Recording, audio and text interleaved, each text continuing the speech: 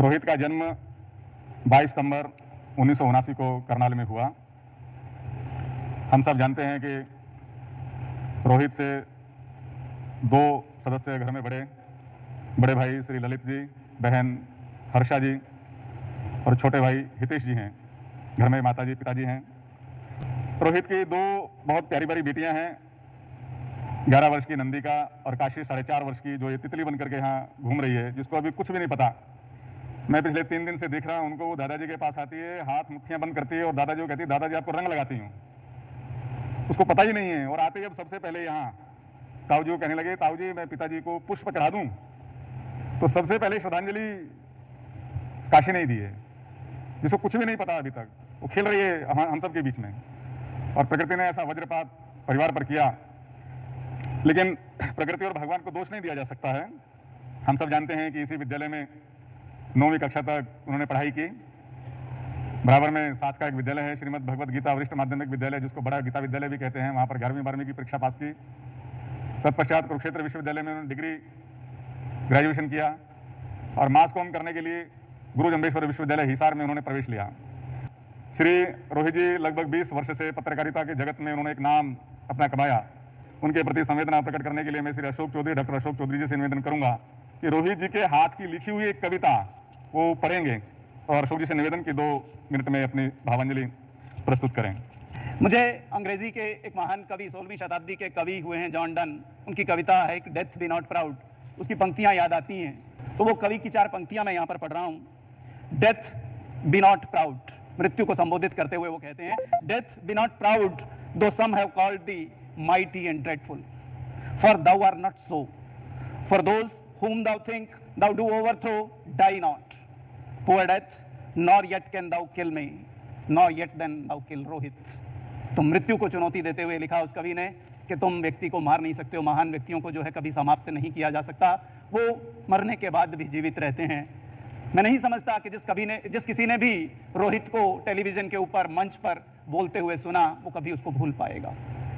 मेरा रोहित के साथ व्यक्तिगत संबंध भी रहा।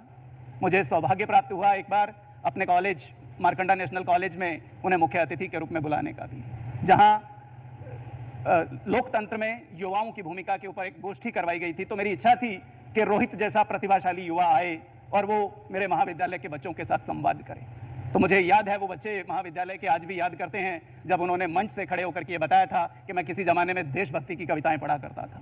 वो 2 पंक्तियां उन्होंने वहाँ पर पढ़ी थी कि भरा नहीं जो भावों से, बहती जिसमें रसधार नहीं, वह हृदय नहीं वह पत्थर है जिसमें स्वदेश का प्यार नहीं। हर पल उनकी हर बात में इस तरह के विचार जो है सुनाई देते थे।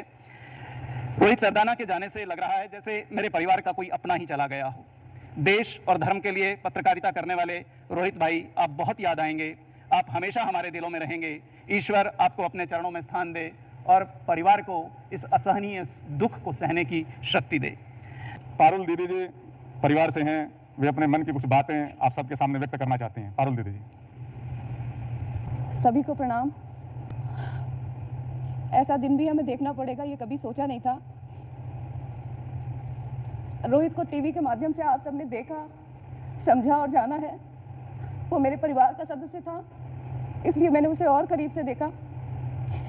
और उस नाते मैं ये कह सकती हूँ कि इतने छोटे से जीवन में एक पुत्र के रूप में वो सबसे अच्छा बेटा साबित हुआ। एक देवर के रूप में बहुत अच्छा देवर, चाचा के रूप में, पिता के रूप में, पति के रूप में, मेरी छोटी बहन का पति था उस रूप में।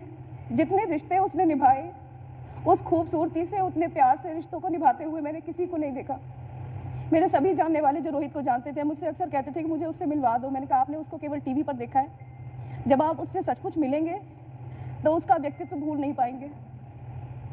मुझे लगता है आसमान का सबसे खूबसूरत सितारा ईश्वर ने मेरी बहन की मांग में सजा दिया था।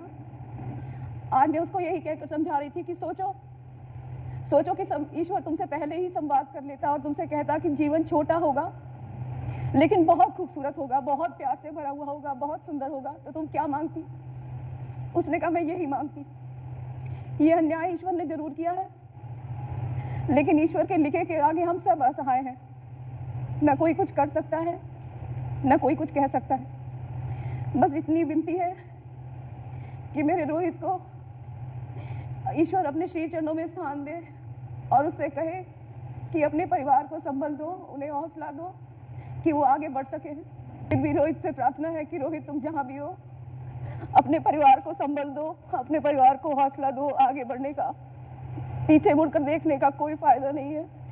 हे ईश्वर उसे अपने पैरों में, अपने सजगदी में स्थान दे और उसके परिवार को हौसला दे। धन्यवाद। मैं रोहित जी के प्रति संवेदनाएं प्रकट करने के लिए उनके बहुत परम मित्र श्री प्रखर श्रीवास्तव जी से निवेदन करूंगा कि वे आएं और कुछ ही शब्दों में अपनी भावनाएं प्रकट करें। श्री प्रखर जी। मैं आज जिस जगह खड़ा हूँ ये कुरुक्षेत्र है, जहाँ वो पवित्र पावन भूमि जहाँ भगवान श्री कृष्ण ने अर्जुन को गीता का उपदेश दिया था। वो उपदेश जो बताता है कि कर्म सबसे बड़ा होता है, मृत्यु शाश्वत सत्य है। लेकिन ये महान उपदेश देने वाले भगवान श्री कृष्ण थे, उन्हें सुनने वाला वीर अर्जुन था। हम में से यहाँ कोई अर्जुन नहीं है। मैं सिर्फ इतना कहना चाहता हूँ कि मेरे लिए, मेरे दोस्तों के लिए, हम लोगों का कहना तो सिर्फ रोहित था, जो हमारी पोटली से चावल भी खा लेता था और हमें महल बनाने के सपने भी दिखाता था। रोहित का जाना एक परिवार का नुकसान नहीं है, उसके दोस्तों का नुकसान नहीं है, ये देश का नुकसान है, ये समाज का नुकसान है और ये आने वाली पीढ़ियों का नुकसान है। रोहित ने जो अलग इस देश में जगाई थी, वैसा अब शायद कोई और नहीं कर पाएगा। एक पत्रकार होने के नाते मैं जानता हूं देश से बहुत लोग प्यार करते हैं, लेकिन उसे छाती ठोक कर कहना और अपने जैसे हजारों लोगों को ये बात कहने के लिए प्रेरित करना कि सिर्फ रोहित की ही बस की बात थी। रोहित ने जो योगदान दिया है वो शायद इसे कभी नहीं भुलाया जा सकता, और जो नुकसान राष्ट्र और समाज का हो गया है उसकी भरपाई भी नहीं हो सकती। परिवार का नुकसान, मित्रों का नुकसान, इसे भर पाना और उससे ऊपर इस देश के नुकसान को भर पाना बहुत मुश्किल है। रोहित हमेशा हमारी यादों में रहेगा और आप सभी जो रोहित के करीबी लोग हैं उनसे मैं इतना ही कहना चाहूंगा कि रोहित को ना भूलने देना ही उसे उसके लिए सबसे अच्छी श्रद्धांजलि होगी। धन्यवाद।